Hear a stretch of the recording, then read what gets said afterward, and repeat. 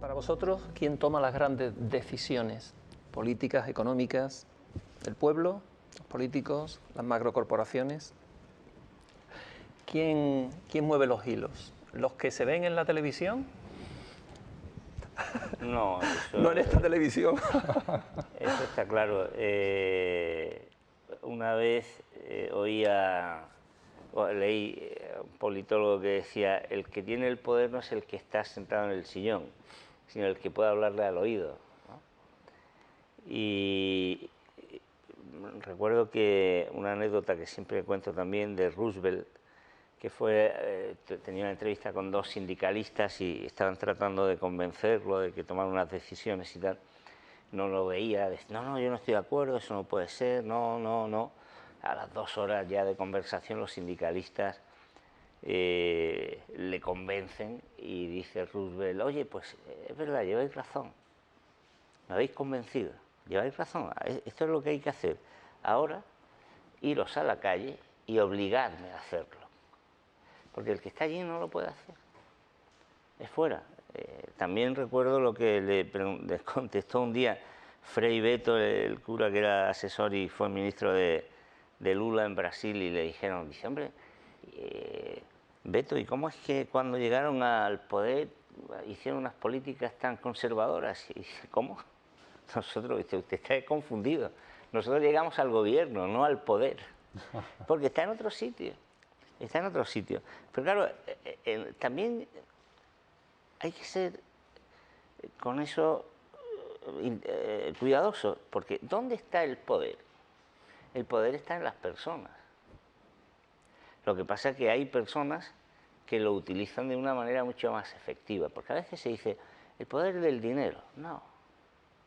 El dinero, da dinero a las personas, que en todo caso tienen el dinero, pero somos las personas las que tenemos el poder. Y además, durante muchísimas ocasiones a lo largo de la historia, lo que se ha podido comprobar es que personas que se han levantado y han dicho hasta aquí hemos llegado, han conseguido frenarle los pies a los más poderosos.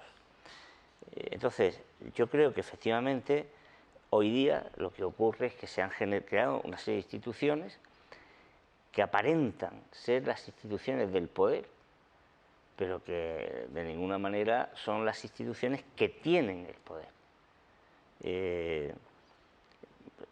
Son personas que han concentrado mucha capacidad de decisión, que han esclavizado. Luego, si vamos a hablar después de la deuda, pues claro, si hay un grupo social que tiene la capacidad de crear dinero de la nada, pues entonces es que ha sido capaz de tomar para sí un poder, ¿no? Pero claro, el poder es que viene de la inteligencia, el conocimiento. Si no conoces, si no te preocupas, pues no vas a tener nunca poder, porque no vas a saber ni siquiera cuándo te conviene usar el poder que tienes, ¿no? Entonces, yo creo que, en definitiva, tienen el poder, pues, grupos muy concretos, ¿no? O sea, la banca... El poder político, poder económico, poder de las grandes sí, pero decisiones, eso, no el poder personal, ¿no? No, pero eso ese poder, o sea, es que también las ejercen la las señora Botín claro, descuelga el teléfono y eso es el poder.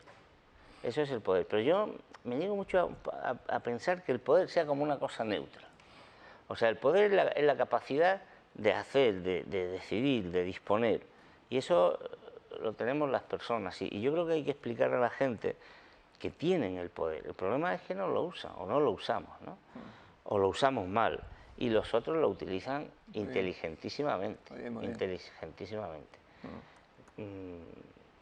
Y tienen nombres. O sea, el mercado de derivados financieros, que mueve 700 billones de dólares al año, millones de millones, pues salió un reportaje en el New York Times y lo controlan 11 personas, todos los terceros miércoles, quiero recordar, de cada mes. O sea que eso tiene al final nombres y apellidos. Los directores de bancos, lo sabemos perfectamente, pues se reúnen y toman decisiones y tienen su agenda. La trilateral funciona, los grupos de poder, o sea, y deciden, ¿no?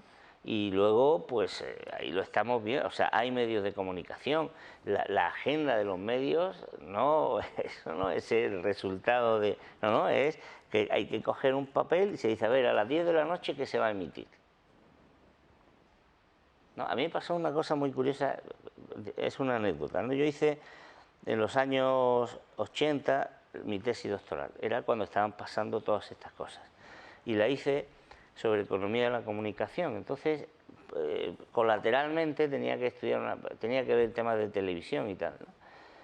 Y un día que fui a Televisión Española, pues hablé allí con un señor que me habían dicho que hablar y tal, un tipo que sabía mucho de televisión, y estaba en un despacho sin nada. Y me dice, se tiró un rato y digo, no quiero molestar, y dice, no, si yo no tengo nada que hacer, si aquí me tienen ahora, porque ahora la orden es que solamente se hagan concursos. Y yo como no hago concursos, entonces, claro, yo me chocó, ¿no? Y es de estas cosas que tú las tienes ahí en stand-by, ¿no? Y al cabo de los años, cuando yo estudié el neoliberalismo, aquella etapa, dije, oye, alguien había tomado la decisión de que en aquella época, es cuando Thatcher y compañía, la televisión hicieran que la programación televisiva primaran los concursos, que en realidad es ese afán de que yo gane, yo sea el que triunfe, que formaba parte de ese cambio del alma. O sea que hay una programación perfectamente organizada, ¿no? Sí, sí.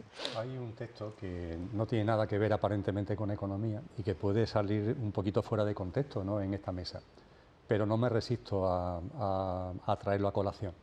El libro se llama, tiene ediciones modernas, el libro se llama, depende de a quién se le atribuya, mejor dicho, depende de la época en la que se entienda escrito el texto, por un tal Juan el Templario, en cuyo caso el libro se considera que está escrito en el siglo XIII, o Juan el Ermitaño, en cuyo caso se considera que está escrito en el siglo XVII. En cualquier caso da igual, bueno, hay 4 siglos de diferencia, pero para lo que voy a comentar ahora da igual, porque cuando ese libro cayó en mis manos y empecé a leerlo, es un libro corto, no es extenso, está en internet, es libre, y en la primera parte son profecías, vamos a llamarle negativas, y en la segunda parte profecías, vamos a llamarle positivas.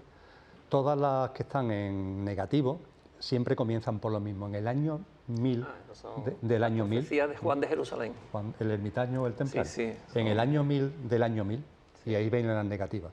Y las positivas es cuando esté plenamente configurado el año 1000, que siga el año 1000, y ahí vienen las positivas. Es decir, como viniendo a decir, en torno al año 2000 pasa esto, pero cuando ya el siglo XXI, para entendernos, haya avanzado, empezarán a pasar estas otras cosas. Pues bien, yendo a la primera parte y a las profecías, entre comillas, negativas, cuando empecé a leerlo, los textos de profecía a mí personalmente tienen poca credibilidad.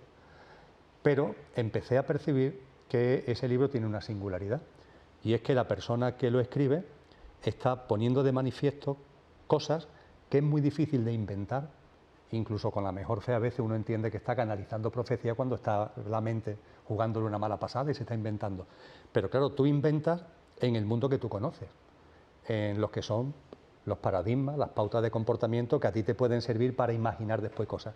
No te puedes sacar de la chistera algo que no existe. Bien, este libro está lleno de eso, y en particular hay un apartado donde habla de los poderosos en el año 1000, que sigue el año 1000, y dice que serán anónimos y vivirán en sus bosques escondidos.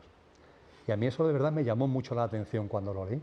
Entonces, ante la pregunta que tú planteabas, Enrique, de quién manda, yo diría que estos, precisamente, estos poderosos, que son anónimos, entendiendo por anónimos no es que no sepamos algunos nombres, que posiblemente muchos ni sepamos los nombres, sino que no tienen ningún deseo de estar sentados en el sillón, no tienen ninguna necesidad de aparecer en la televisión, porque son de verdad los que mandan, y esa especie de apariencia no la necesitan, ¿no? Esos anónimos que están escondidos en sus bosques, precisamente los que toman decisiones. Y eso además es algo que, yendo a algo mucho más práctico, la gente ya se ha dado cuenta.